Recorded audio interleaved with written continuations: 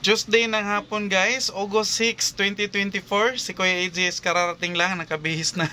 Nagsando na si Kuya AJ guys dahil super init ang biyahe ni Kuya AJ. Maaga pa ako guys pumunta ng DOH Water Testing Laboratory para sa testing na ating tubigan. Tinitest po kasi yung tubig guys every month. So monthly po ang schedule na ating pa-check and requirement yan ng City Health of Davao para sa lahat ng mga water facilities, including na yung mga water refilling station, yung mga company na gumagamit ng mga tubig na ginagamit nila sa kanilang mga negosyo is kailangan ipatest lahat-lahat, mga hospitals, mga kainan na malalaki, and yung mga malls na mga lalaki guys, nire-require po ni City Health na daraan talaga siya or dadaan sa monthly na testing ng tubig. And magkano ba bayad sa testing guys? 950 po ang nilalaan ni Kuya AJ para sa bayad sa testing sa tubig. Doon mismo sa DOH, yung water testing laboratory nila sa SPMC. So galing si Kuya AJ doon, kailangan makarating ka doon guys nang wala pang 11 o'clock dahil yung sample mo na kinuha mo ng mga 8 up to 9 or 10, kailangan masubmit mo before 11 o'clock. So tinahak ni Kuya AJ guys ang traffic sa downtown dahil umpisa ngayon ng Ironman sa Davao City. So ang Coastal Road sa Davao City naka-close po siya from kahapon until sa Sunday po. Naka-close po ang Coastal Road para sa Ironman. And ganun pa man, magsi-share lang si Kuya AJ dahil from doon sa DOH or sa SPMC is nagpunta si Kuya AJ sa Uyanggurin dahil marami pong kulang sa mga paninda ni Kuya AJ, particular na ang ating tuyo. Ayan po guys, nakabili si Kuya AJ ng tuyo and almost almost 1 week si Kuya AJ na walang tuyo. Ito pa yung isang lagayan ko. Nilalagay ko talaga siya sa ganito at saka itong bag ni SNR na pwedeng lagyan ng mainit or malamig dahil nakaano siya parang ano ba tawag nito, na magstay ang init niya. So mas mabuti na nakapasok siya sa ganito guys or nakalagay bago ilagay sa sasakyan para hindi po siya mangamoy doon sa loob. So meron tayong tuyo, zero po talaga tuyo ni Kuya AJ. So ito tuyo pa ito. Ayan. Lagay ko lang dito para mas mabilis nating tanggal. Ayan. So ito munggo 3 kilos na munggo. Ayan, Wonder Munggo po ang binibili ni Kuya AJ. Sandali kay may mamili. So balik tayo guys. Tapos na ang customers. Meron tayong dilis, haul. Pakunti-kunti lang ito guys. Nasa 2 kilo lang ata ito. At saka meron tayong lupoy, dilis, haul, muro-muro na pakas, at saka marot, 2 balot na marot. Ayan, 2 balot na marot at saka 2 balot na solid 2 balot, at saka ito 2 balot din ang muro-muro, at saka yung salmonite, mahal masyado, 420 ang kilo doon. So ibabalot ko ito guys.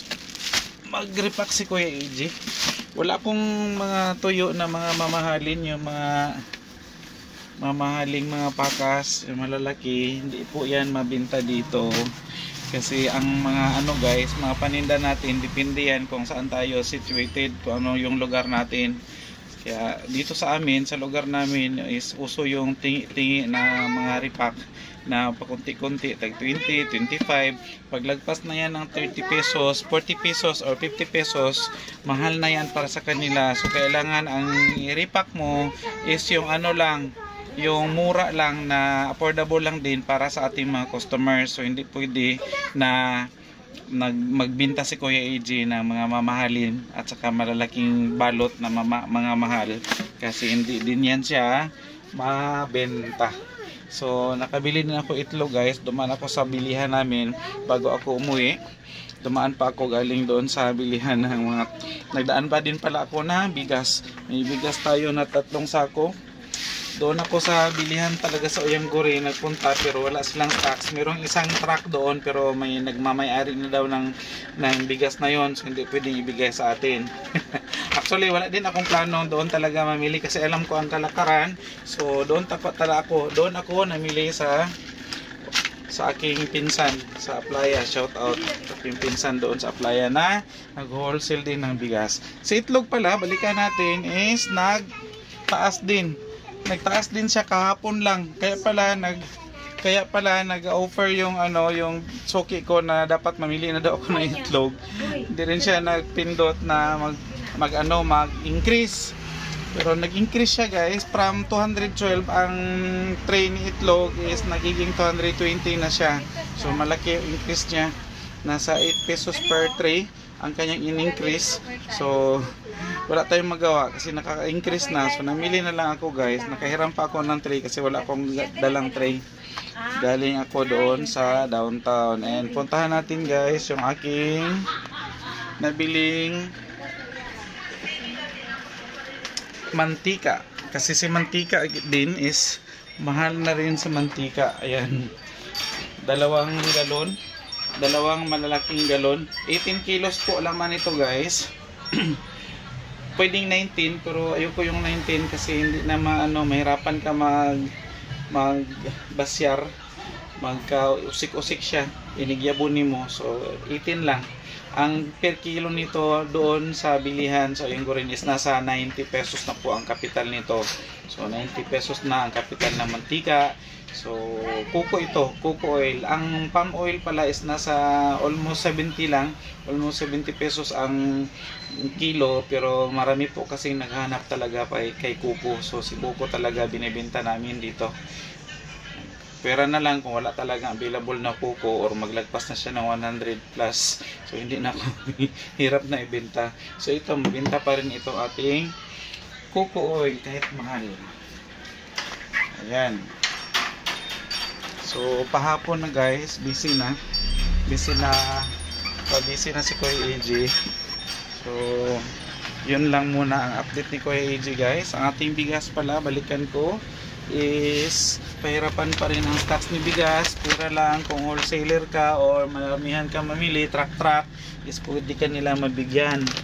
Ayan, ang presyo is hindi naman siya hindi naman tumaas, hindi rin bumaba. So same lang yung price. And that's all na lang muna guys for today sa share ni Kuya AJ, and happy selling everyone sa ating mga kasari, and bye bye muna for now.